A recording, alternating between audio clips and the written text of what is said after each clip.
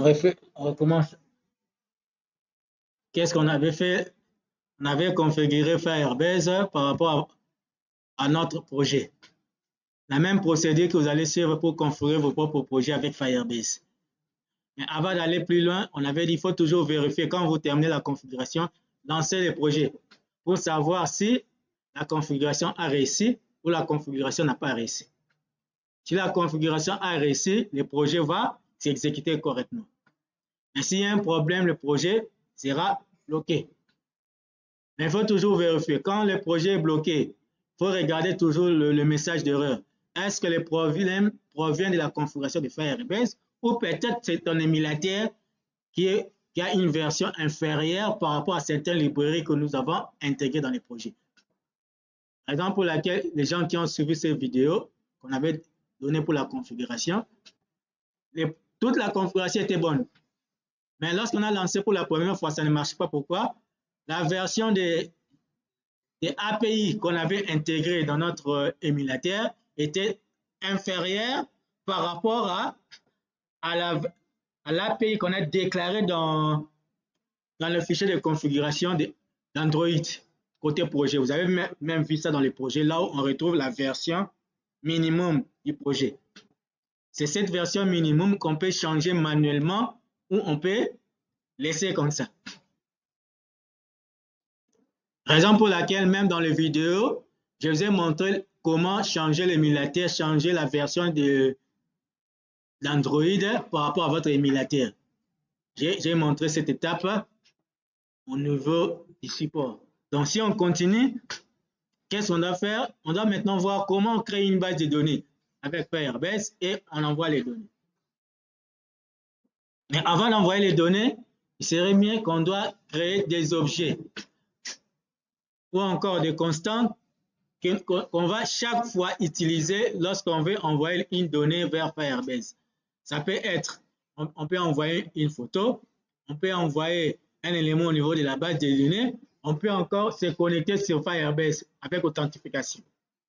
Au lieu que chaque fois on déclare l'objet, la même objet plusieurs fois dans notre projet, il serait mieux qu'on déclare tous les objets quelque part. Chaque fois on aura besoin d'utiliser une instance de cet objet, on fait appel. C'est ça la meilleure façon. Au lieu d'aller chaque fois, on a besoin de faire peut-être X éléments. On reprend la création de cet objet, on perd le temps. Qu'est-ce qui est recommandé? On va créer une nouvelle classe dans les dossiers libres. D'abord, c'est un fichier d'art. On va appeler ce fichier comme constant. À l'intérieur de ce fichier, on va déclarer toutes nos variables nécessaires qui sont des objets. On va appeler chaque fois on veut faire une action bien déterminée par rapport à l'objectif du projet.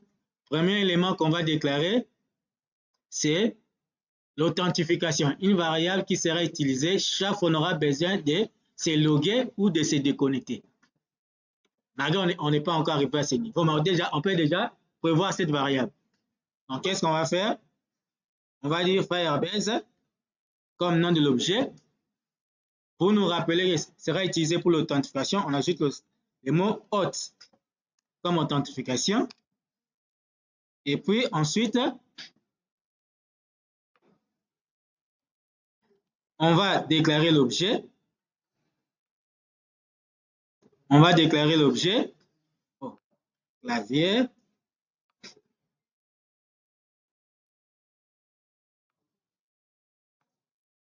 On déclare, on crée maintenant l'objet. On va dire Firebase.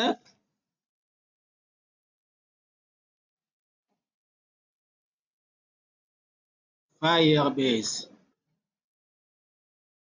Et vérifier si c'est en minuscule ou en majuscule. Firebase. Point. C'est en majuscule. Firebase.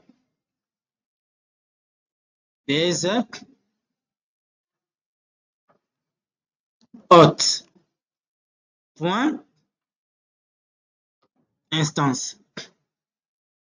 Donc, pour être sûr, il faut vérifier si on avait déjà importé les différents paquetages de Firebase à partir de la bibliothèque. Je crois qu'on avait fait ça.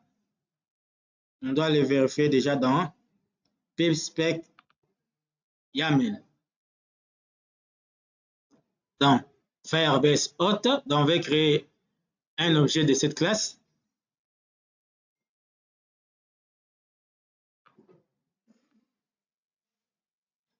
Ici, ça ne sert à rien de bloquer. Tu peux afficher à côté le nom de l'objet, mais coder le reste, ça demande des algorithmes. Donc, Firebase hot, jusque-là, ça ne le retrouve pas. Pourquoi?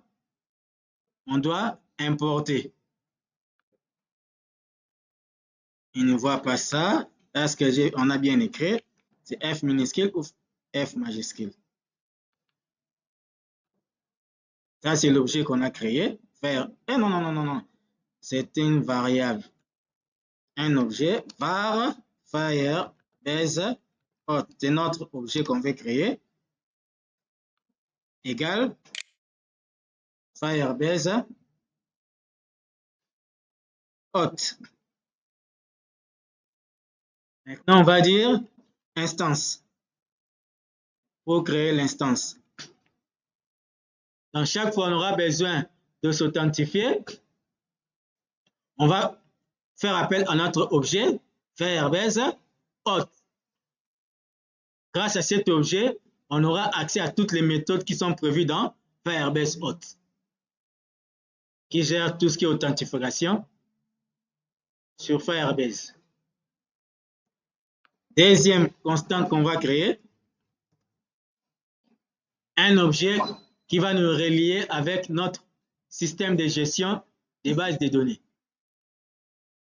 On va nommer cet objet Firebase.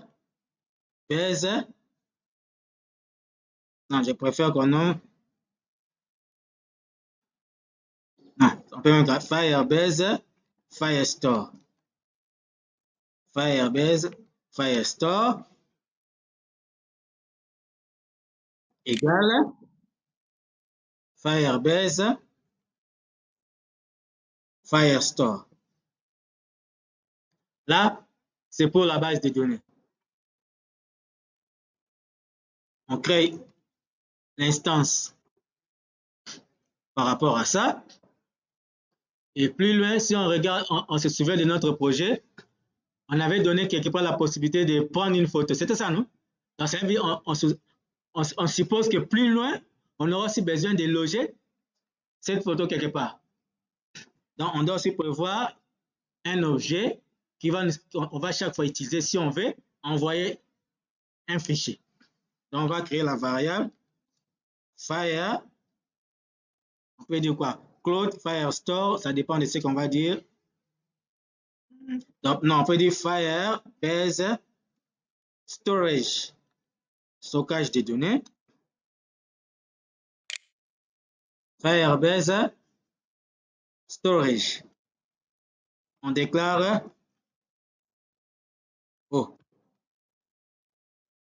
instance.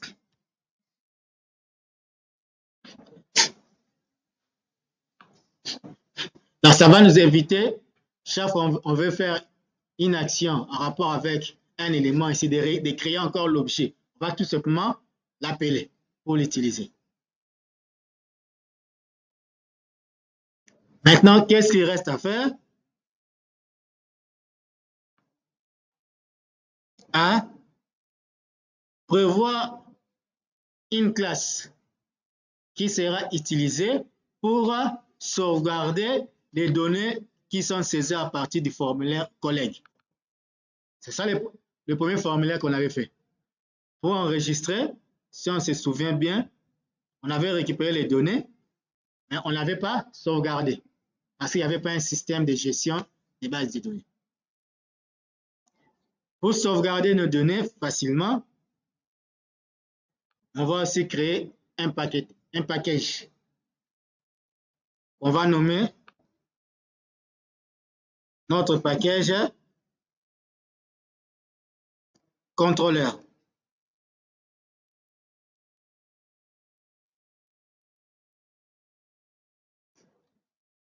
Donc, un contrôleur, vous le savez, c'est tout simplement une classe qui permet de gérer tout ce qui est traitement dans un système. Si vous fonctionnez dans les modèles MVC, il y a des vues, il y a des modèles, il y a des contrôleurs. Donc, cela veut dire aucun élément peut se réaliser sans passer par les contrôleurs. Maintenant, à l'intérieur, pour chaque entité qu'on aura dans notre application, on va créer son propre contrôleur. Par exemple, ici, on a prévu qu'on gère les collègues. On va créer un contrôleur pour la gestion des collègues. Si on regarde ici, on avait prévu plus loin de gérer les enseignants. On peut aussi créer un contrôleur qui gère les enseignants. C'est dans cette logique. Donc, maintenant, on va ajouter notre premier contrôleur pour les collègues. C'est un fichier d'arc. On va nommer collègues pour nous rappeler, c'est pour la gestion des collègues.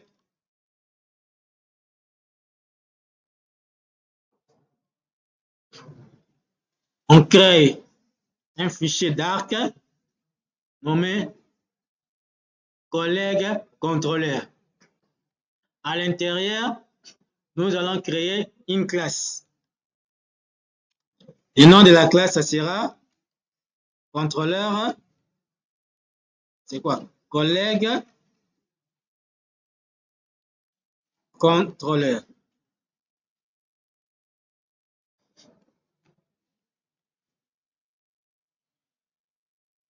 Maintenant, c'est dans ce contrôleur, on va implémenter toutes les méthodes qu'on a besoin. On peut enregistrer, on peut modifier, on peut supprimer, on peut rechercher. Donc, toutes les méthodes que vous avez besoin pour manipuler les collègues, c'est là où vous allez déclarer toutes ces méthodes. Nous allons travailler la méthode qui permet d'enregistrer. C'est ce qu'on va travailler. Or, pour envoyer les données vers Firebase, pendant que notre application est en train de tourner, il doit se synchroniser avec Firebase et envoyer les données. Donc, c'est mieux de mettre cette tâche comme une tâche asynchrone. Donc, ça ne bloque rien pendant que les données sont en train d'être transférées vers Firebase. Et puis, lorsque l'envoi sera terminé, il serait mieux pour nous, notre fonction qu'on va déclarer nous renvoie un message. Par exemple, on peut dire l'opération est réussie, mise à jour effectuée avec succès. Ouais. Donc, cela veut dire qu'on va créer une méthode qui renvoie un résultat. Je crois que vous maîtrisez la programmation orientée objet. Pour la programmation orientée objet, donc, on va créer une méthode qui renvoie un résultat du type string. Le résultat du type string, ça peut être l'opération A réussie. Ça peut être mise à jour effectuée. Et comme on a dit, ça sera une tâche asynchrone. Les données seront renvoyées vers Firebase pendant que l'application est en train de tourner. Dans notre méthode qui retourne un string, on peut dire que c'est une méthode du type futur. Ça, on est en train de se comprendre. Donc, l'action est en futur.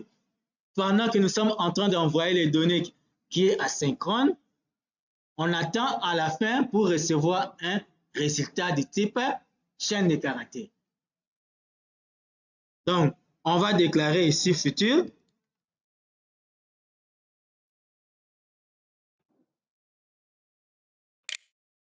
On attend comme valeur de retour string. Mais le nom de la méthode, nous allons dire ajouter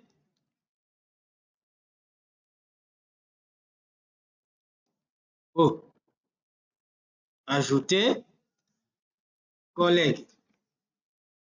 Ajouter, c'est dans le sens d'enregistrer un collègue. C'est dans ce sens. Comme il y aura plusieurs fonctions à créer à l'intérieur, pour ne pas oublier que c'est la fin d'ajouter, je peux dire ici fin de la méthode ajouter collègue. Donc ça, s'il y a plusieurs méthodes que vous avez déclarées, vous avez la facilité de savoir ça commençait ici, ça terminait ici, ça commençait ici, ça terminait à tel niveau. Mais comme nous avons dit, la méthode retourne un string. Cela veut dire à la fin ici, on doit retrouver le mot-clé return. Mais return doit être accompagné de la chaîne qu'on veut envoyer en retour. Quelle est la chaîne qu'on veut renvoyer en retour? On peut aussi déclarer cette chaîne string message. Point virgule. Et ici, on va retourner notre message. Si nous regardons ici, ça nous dit nil est interdit. Comment on autorise la valeur nil? On met point d'interrogation ou encore c'est correct comme ça. Les gens qui révisent. Ou point d'interrogation, c'est ici.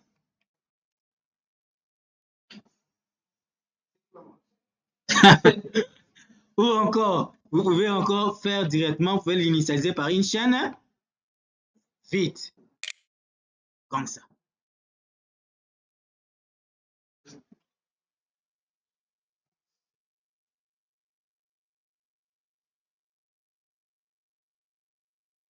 OK. On peut dire provisoirement, bon, on l'initialise. Et c'était comment? Point. On va vérifier à la fin si ça va marcher ou pas. Try. Parce que lorsqu'on se connecte à une base de données, l'opération peut réussir ou ça peut échouer. D'où on doit prévoir la gestion de l'exception. Try et catch.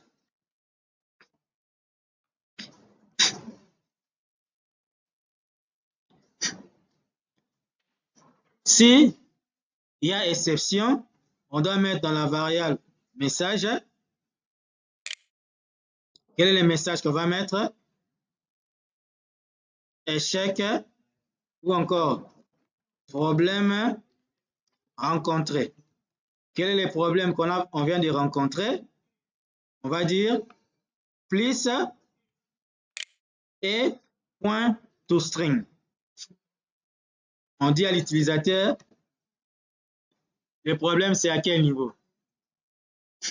Mais s'il n'y a pas de problème, cela veut dire que nous sommes dans try. Je reviens ici, qu'est-ce que ça dit?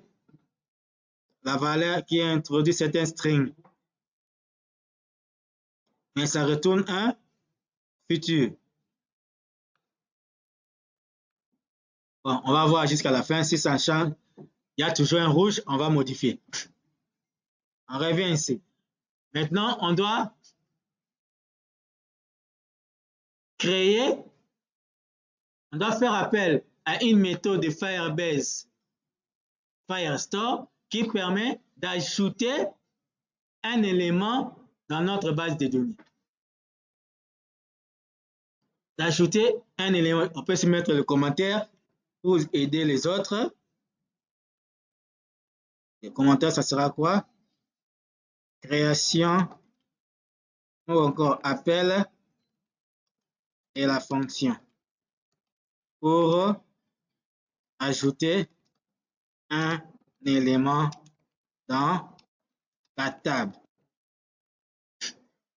Pour aider bateau, par exemple, en difficulté sans commentaire.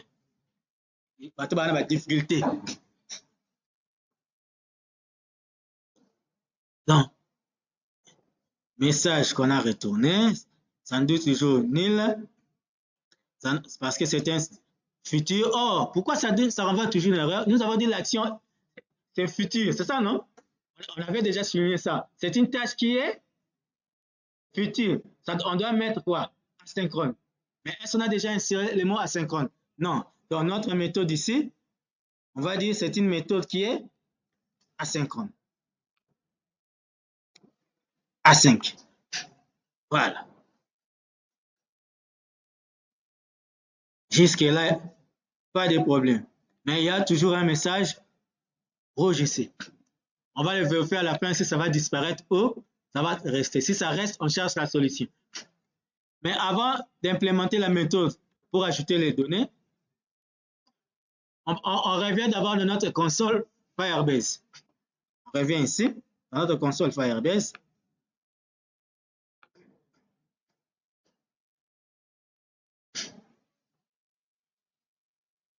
On revient dans notre console Firebase.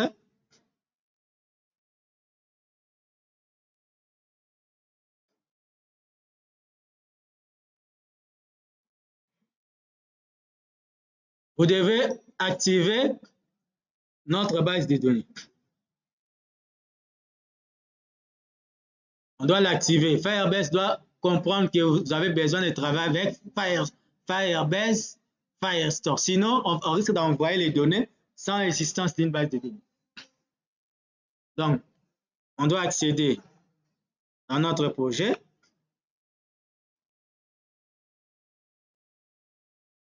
Et au niveau du projet, quelque part, c'est marqué créer. Cherchez là où on a mentionné Firestore Database. Vous cliquez.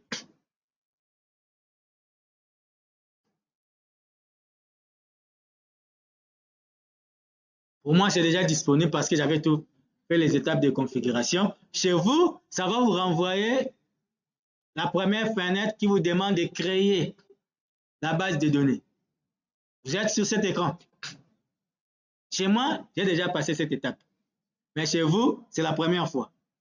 Donc, ça vous demande de créer la base de données. On est au même niveau.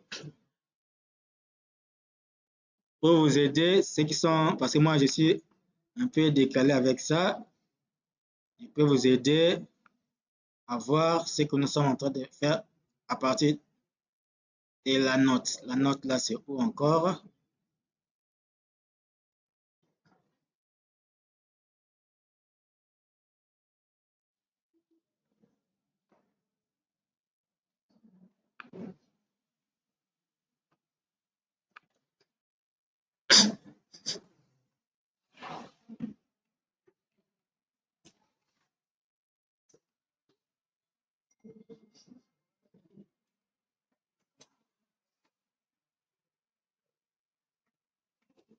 E. C'est ça?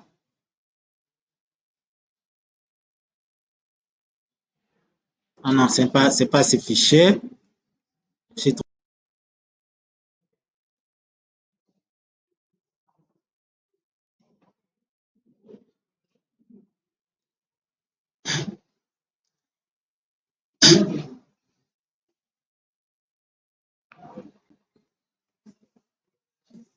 Comme chez moi, déjà configuré, je préfère vous montrer ce que vous devez voir sur votre machine.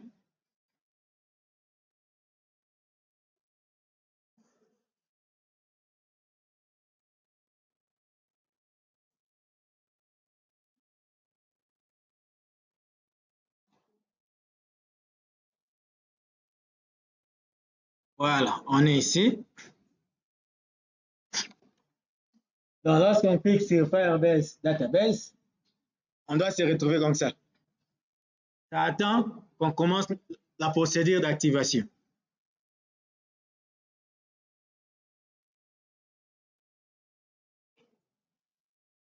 Chez vous, si c'est marqué essayez maintenant, qu'est-ce qui est marqué chez vous?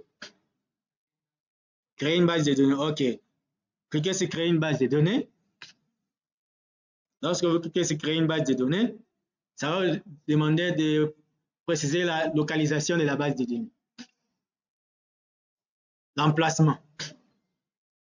Sélectionnez l'emplacement par rapport à votre pays de choix et plus proche de votre ville.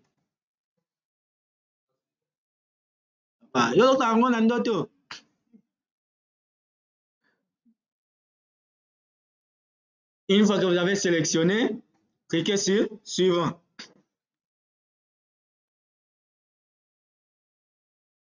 Pardon? Là, tu devez choisir la RDC. RDC, je ne crois pas que ça existe là-bas. notre pays a beaucoup de problèmes, même jusqu'à côté connexion.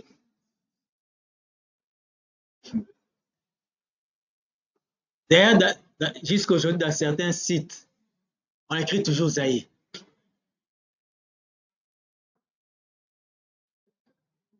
Nous sommes tous au même niveau, comme ça.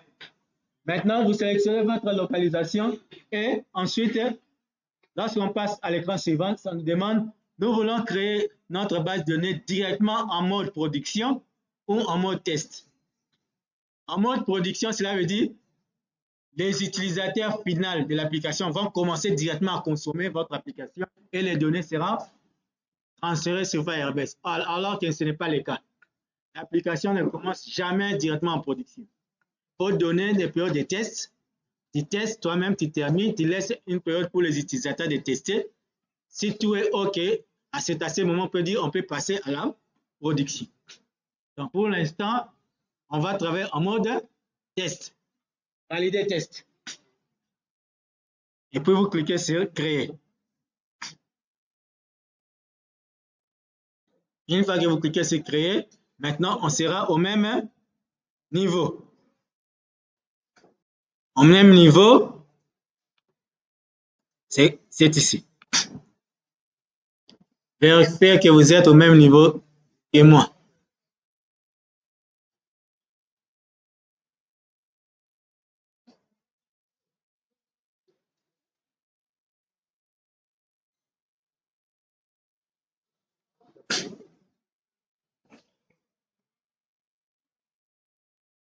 Ça va?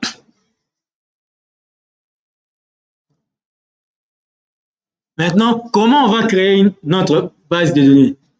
Notre table. Ce qu'il faut savoir avec Firebase, notre base de données ou encore nos tables sont sous forme de collections. Je crois que tout le monde connaît ce qu'on appelle collection en programmation. C'est tout simplement une structure de données sous forme de maps ou encore de matrices, si je dois encore aller plus loin, comme étant des vecteurs, où on a la clé et une valeur. Donc, les champs, ça sera comme des clés, et les données qu'on va envoyer, ça sera des valeurs. Flou? Ça va. Oh, eza luna te, yo na moni ozotala la série. Maintenant, on va créer manuellement pour essayer un peu de comprendre ce qu'on est en train de créer. Cliquez sur collection. Commencez une collection.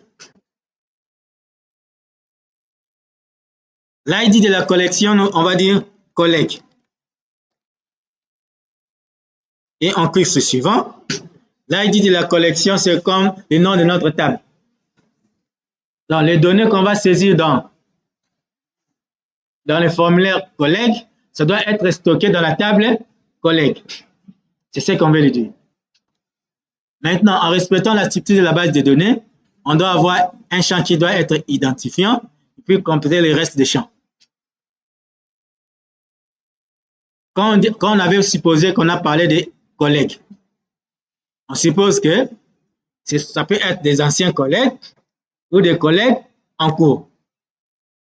Donc, ça sera difficile pour nous de connaître le matricule du collègue, c'est ça, non? Nous, au lieu de dire matricule, on n'avait pas prévu ces champs. Si on se souvient bien, nulle part dans notre interface qu'on avait fait, il n'y avait pas quelque part matricule. D'où, au lieu de dire matricule, on peut dire un champ ID. Mais ce champ ID doit être alimenté par un numéro auto. Le système doit générer pour nous un numéro identifiant à la place des matricules. Donc, on va dire ici champ ID. Pardon. D'abord, on dit, ça le génère automatiquement. Premier champ, on va dire nom du type string. Ça, c'est pour vous montrer comment notre table va se présenter. On va l'écraser. Parce que les données vont provenir à partir de l'application. On peut dire le nom, c'est Koutangil, par exemple. Ajouter. On avait un champ poste, non?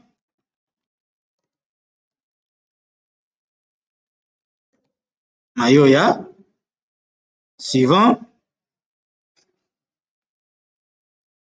on avait un champ prénom.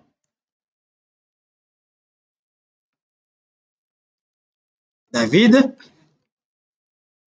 Et puis, on avait un champ contact comme téléphone. On peut mettre n'importe quel numéro. Donc, 81 296 15 56. Et puis, on sait que la personne aura toujours une photo. On peut ajouter le champ photo.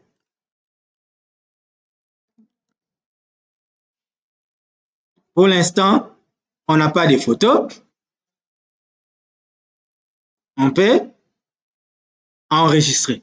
Mais si on regarde côté type de données, il y a tout. Il y a les number, il y a les booleans, il y a les int, il y a les strings.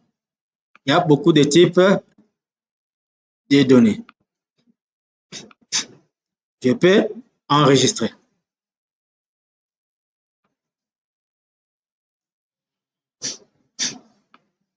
On attend quelques secondes.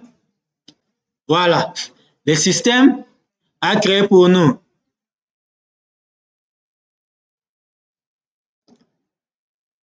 notre table collègue avec l'enregistrement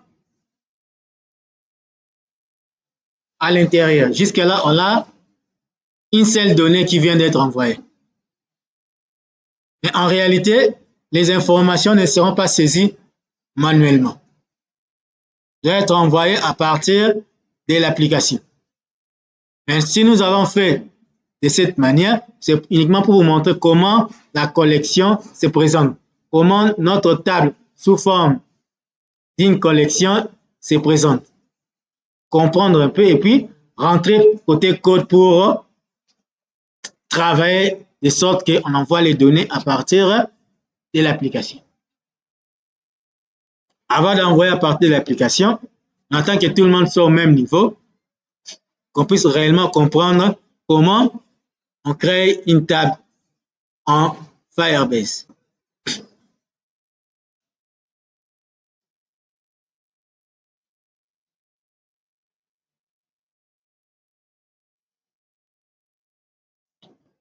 On est au même niveau. OK. Ça, c'était juste l'exemple pour vous illustrer ce qu'on appelle collection. Comment nos tables seront côté Firebase. Mais en réalité, on doit travailler côté Flutter pour envoyer les données. Donc, on peut nettoyer cette table. Je viens ici. On supprime. Ça nous demande de saisir l'ID de la table, c'est collègue. Et puis, le bouton supprimer est activé. On supprime. Voilà. Comme c'est supprimé, on peut rentrer maintenant côté Flutter. On va maintenant créer une fonction qui va aller envoyer les données dans Firebase. On avait créé un objet qu'on avait appelé ici Firebase Firestore, qui représente pour nous l'instance Firestore Database qu'on vient d'activer de l'autre côté. Maintenant, si on revient ici, nous allons écrire Firebase Firestore.collection. Collection, là-bas, lorsqu'on avait fait la collection, on avait nommé comment? Collect, cela veut dire c'est la table. Collect, nous allons dire ici collect. Donc, allez dans la table collect. Si ça n'existe pas, il va automatiquement générer cette table. Ensuite, nous allons créer un document. Comment doit être nommé ces documents? Parce que chaque document, lorsqu'on crée, ça doit avoir son propre identifiant pour éviter la confusion entre les enregistrements. Je préfère que l'identifiant qu'on va donner aux collègues soit aussi l'identifiant du document. On est d'accord? Si c'était le matricule, le même matricule sera l'identifiant de cet enregistrement. Ça sera aussi l'identifiant du collègue qu'on va enregistrer. Et cet identifiant, lorsqu'on avait fait côté Firebase, on avait dit que ça doit être généré automatiquement. Donc, comment générer un identifiant automatiquement côté Flutter? Il y a plusieurs possibilités. Moi, je préfère qu'on utilise UUID. Vous connaissez ça, non? Ah, mais beaucoup cela IP c'est ma camo. Ah.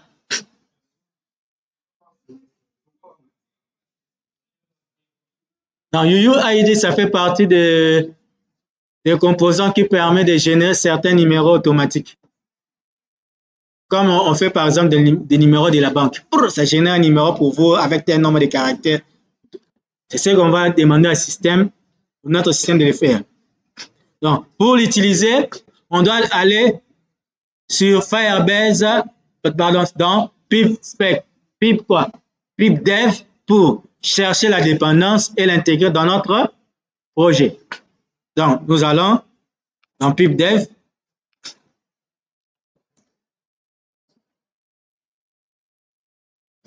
Chercher UUID. So, si pour moi, on a les bosso, c'est comme UUID. Donc, on valide.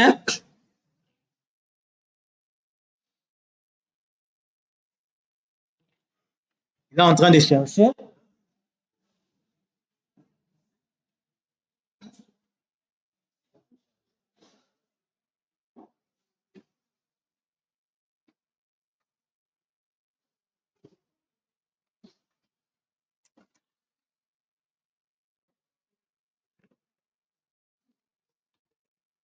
Voilà.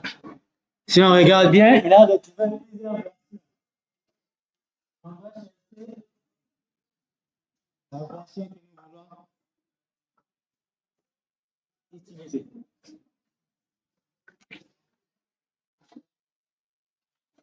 On descend, on vérifie s'il y a quelque part UUID. Voilà, il y a UUID. 140 points. On peut copier et on vient dans Pipspec YAML et puis vous collez la dépendance. Une fois collé, vous le savez, qu'est-ce qu'il faut faire? Il faut publier. Ça doit renvoyer la valeur 0 pour dire qu'il n'y a pas de problème. Ça renvoie 0. Donc, il n'y a pas de problème. Je peux fermer Pipspec. Et puis, je reviens un peu ici. Je peux dire, je crée une variable que je vais appeler ID.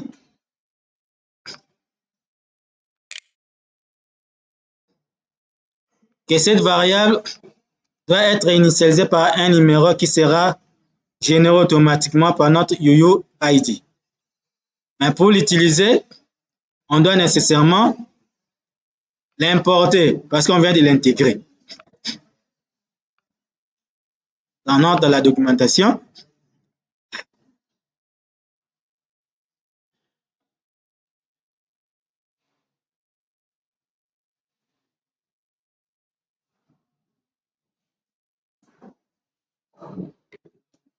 moi, on m'avait dit qu'on vous a mis la connexion gratuite. Oh. C'était une étudiante qui m'a dit ça la semaine passée. Oh non, il peut se mettre sur connexion gratuite, comme côte à côte à côte. Ça, c'était faux. Ah.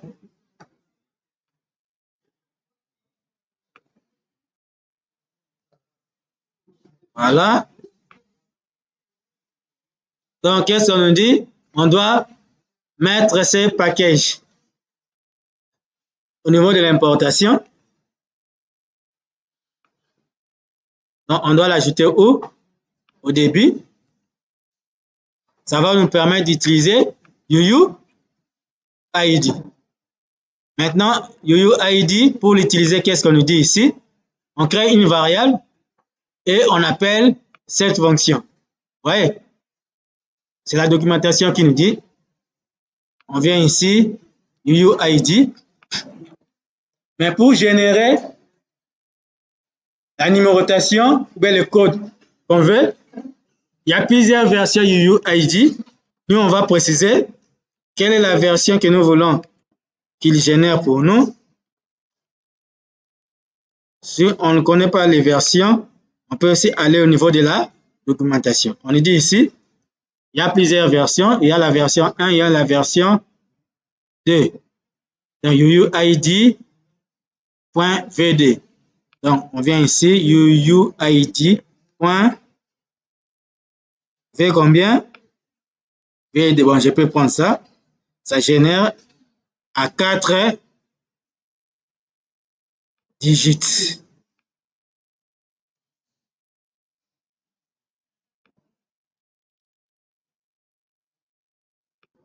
Pourquoi il y a un rouge? On vérifie.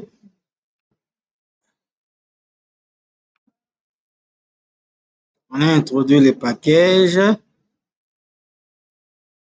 V. Il n'y a pas de VD. Moi, j'ai écrit quoi? Donc, V4 aussi existe. Pourquoi on n'a pas vu le V4? Bon.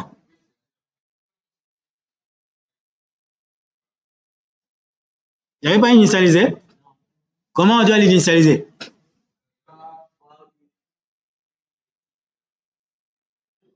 Hein? Va. On est toujours obligé de passer comme ça.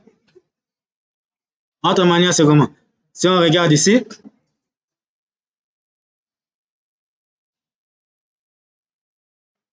ici d'ailleurs, on a passé par autre moyen. Ah, j'ai écrit I en minuscule.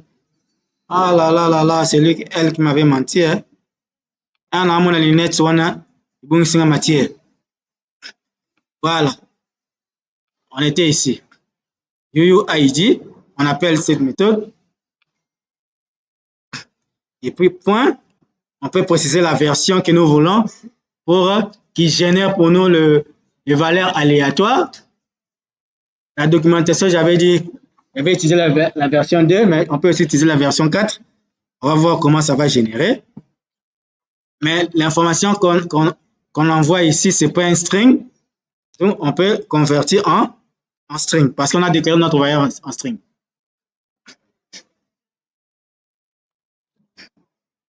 Ensuite, l'ID qui sera généré, ça sera l'identifiant de notre document.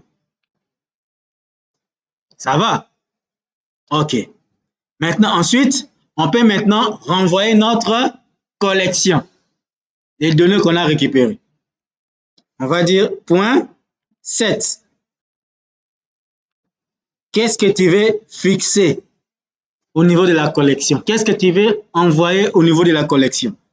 Qu'est-ce qu'on va envoyer? Voilà. Qu'est-ce qu'on va envoyer? On va dire, premier champ, ça doit être l'ID. Mais la valeur qui doit être dans l'ID, ça doit être le contenu de la variable ID. Suivi du premier champ, ça doit être le nom.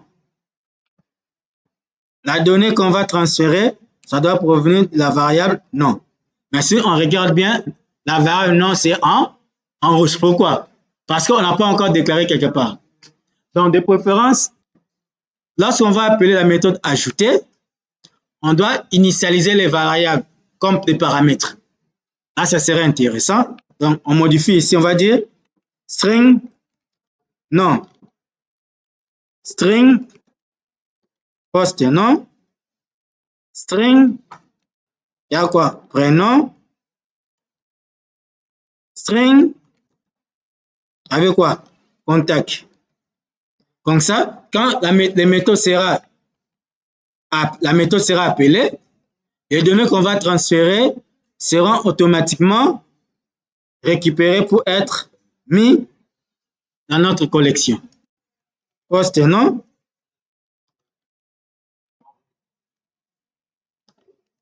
Pardon? La photo? Ça sera une autre matière. Ils sont en train d'aller mollo mollo. On risque de s'embrouiller. D'abord, on maîtrise d'abord comment on envoie.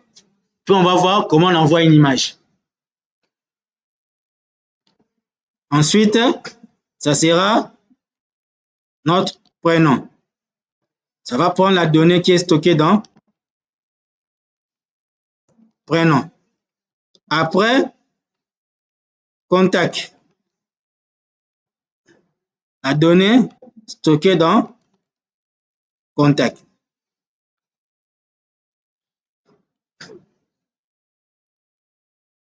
Jusqu'ici, ça va.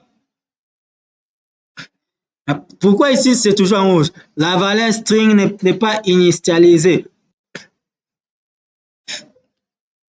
La valeur string n'est pas... ce n'est pas initialisé. Qu'est-ce qu'on a dit ici? La valeur...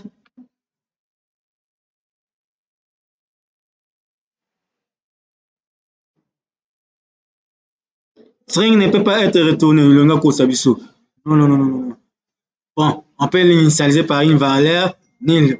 S'il fait beaucoup de fiers, on peut dire ici égale, par défaut, c'est une chaîne vide. Mais lorsque l'opération va réussir, la chaîne vide se transforme en quoi? Mise à jour réussie. Voilà. Si la mise à jour n'a pas réussi, qu'est-ce qui va se passer? On aura le message problème rencontré avec le vrai problème.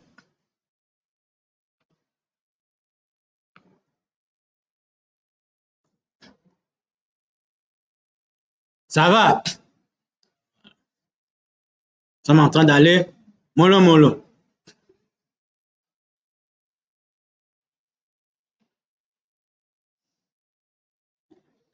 Notre méthode vient d'être terminée. La méthode qui permet d'ajouter un collègue. Donc, cette méthode pour enregistrer ce qu'on vient de réaliser. On envoie une information vers notre table collègue.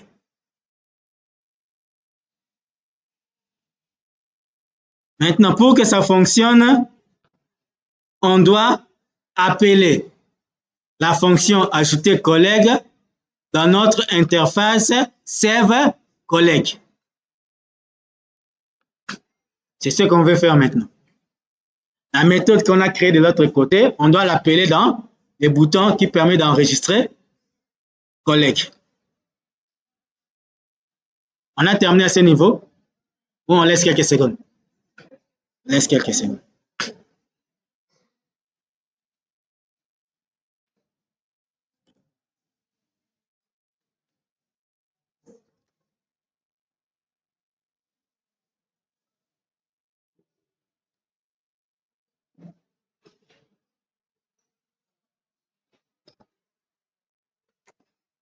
Donc, quelle que soit l'application que vous allez faire, c'est la même logique qu'il faut suivre.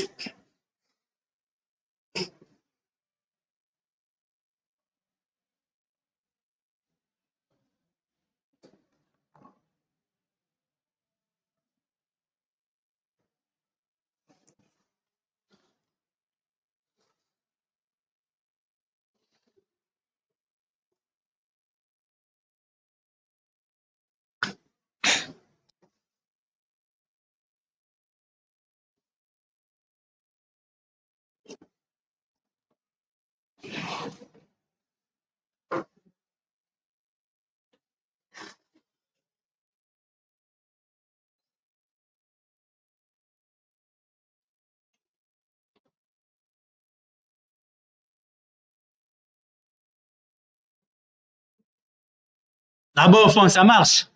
Au fond, là, au lieu de travailler, il y a un message à WhatsApp. Ah, tu n'as un message au bien. Ça n'a pas message au lobby, on a kuna, bah, au ganga. Hein?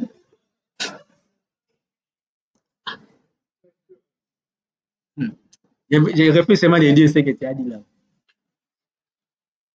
il peut essayer vraiment sourire à rater le message on a vu. Alors c'est sourire. Ah!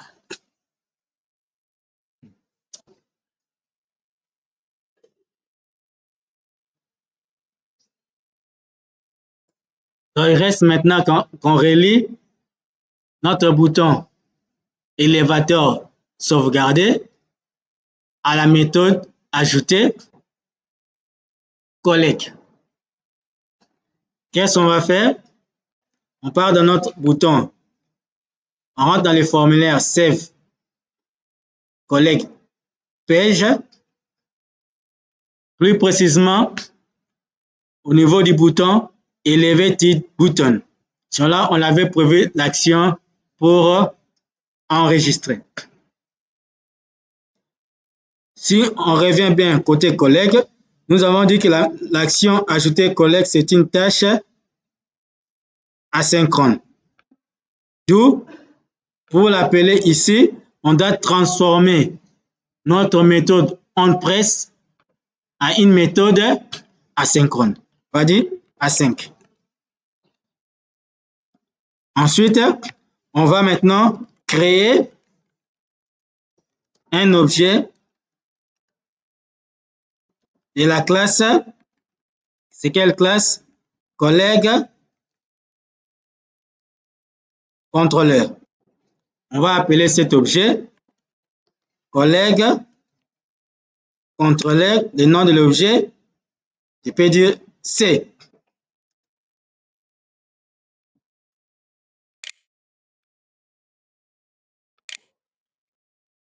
On va dire aussi C. Normalement, on pouvait dire collègue contrôleur. C égale new collègue contrôleur. On avait dit en langage Dart, le new n'est pas obligatoire. On va dire directement collègue contrôleur.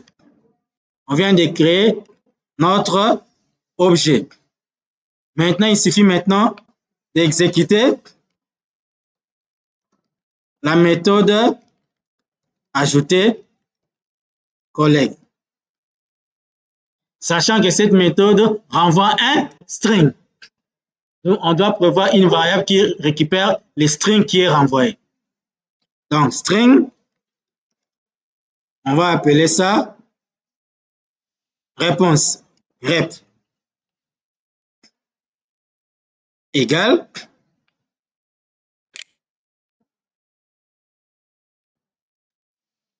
à quoi? C point ajouter collègue. Point virgule. Quels sont les éléments qu'on est en train de transférer? C'est le nom, le post-nom, prénom, contact. Mais pourquoi il y a un rouge ici? Parce qu'on avait déclaré une tâche comment? Asynchrone, c'est ça, non? Futur.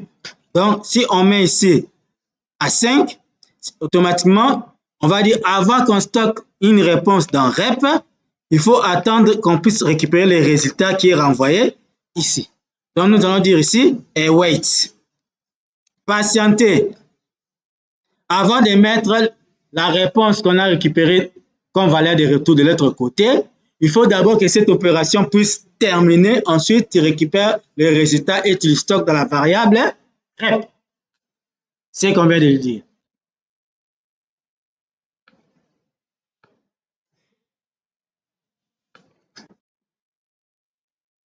Ensuite, on va maintenant tester le contenu de la variable rep qui représente notre réponse là. Nous allons dire si rep, si le contenu de rep est égal à quoi? Quelle est l'information qu'on va envoyer? On peut vérifier, je n'ai pas le message en tête. C'était mise à jour réussie. Je peux même copier. Et je reviens ici. Si l'information récupérée est égale, si l'information récupérée est égale à mise à jour effectuée, alors on suppose que la donnée est stockée dans la base. L combien? L4, oui, c'est ici.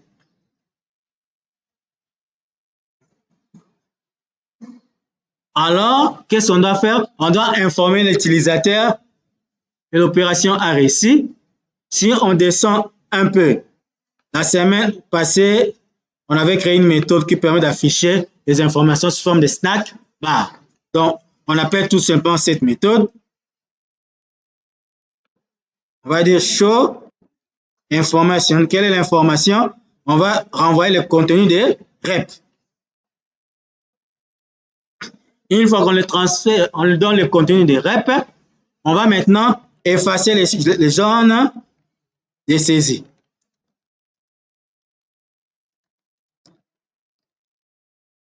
On va dire quoi? Je peux même prendre ça et puis modifier.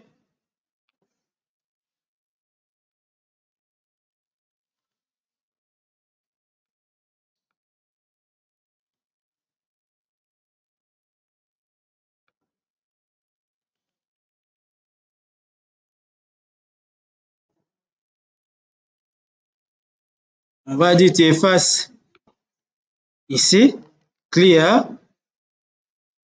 tu nettoies toutes ces zones.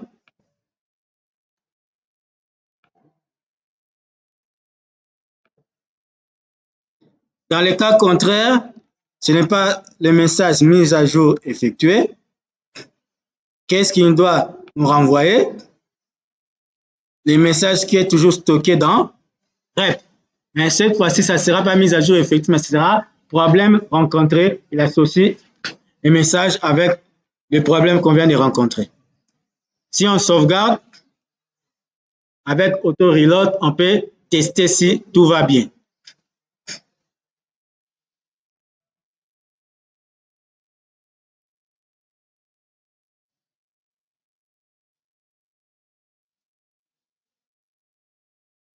Oui, bonjour. C'est en quelle année? C'est la première fois.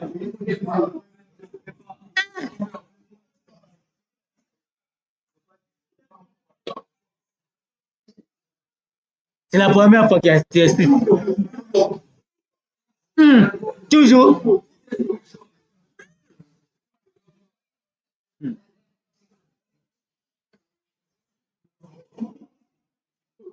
Maintenant, on va tester si ça marche ou ça ne marche pas.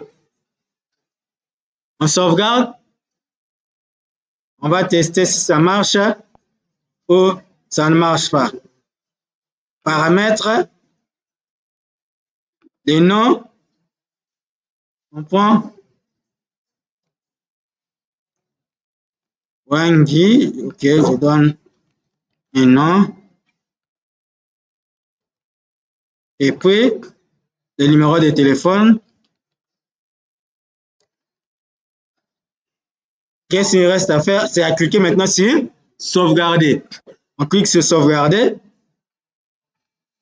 On regarde qu'est-ce que ça va renvoyer.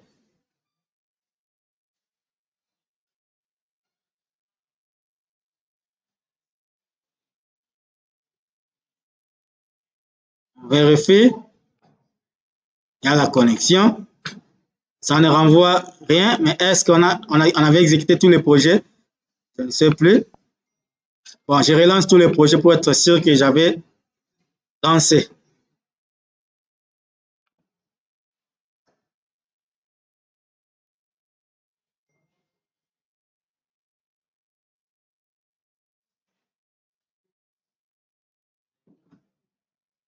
Bon, on ressaisit. Je peux aussi vérifier ici. Hein. J'actualise.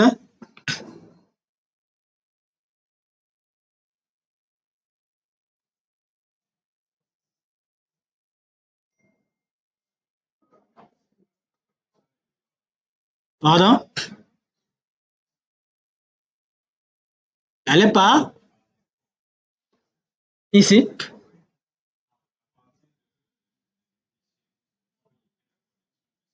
Voilà la configuration qu'on avait fait. C'est tout. L'application est déjà reliée avec ça.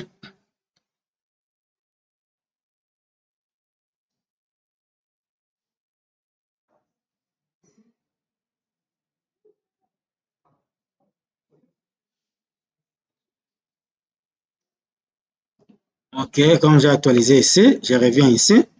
On reteste.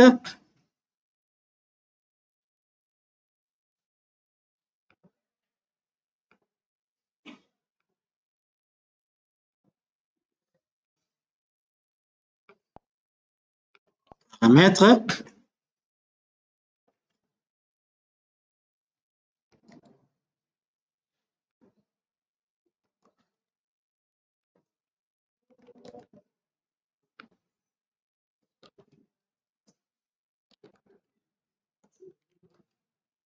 Sauvegarder. Vous voyez, ça nous renvoie quoi? Mise à jour réussie. Qu'est-ce qu'il a fait? Il a nettoyé. Maintenant, on peut vérifier côté Firebase. J'actualise ici.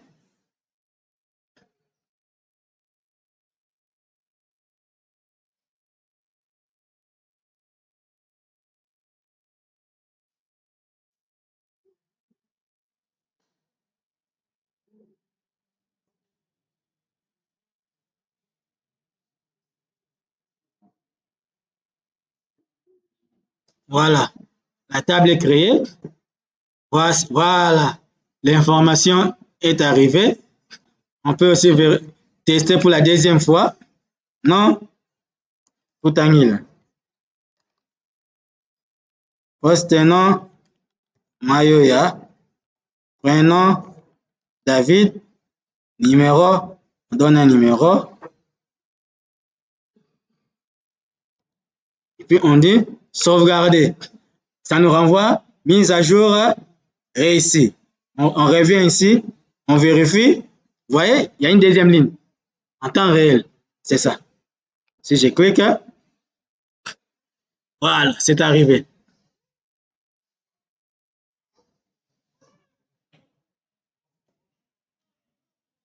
Sérieusement, marché était côté ma bonne délit.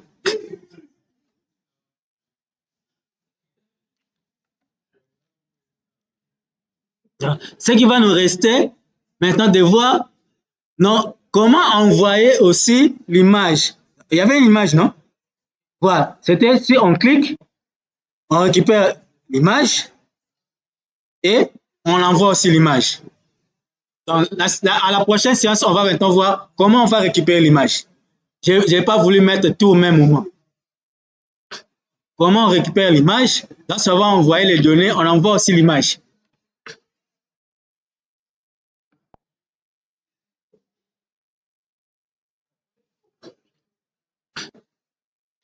Donc, essayez de vérifier si ça marche chez vous. Mais non, le mot ça, la travail, bon, ça a voulu. Oh.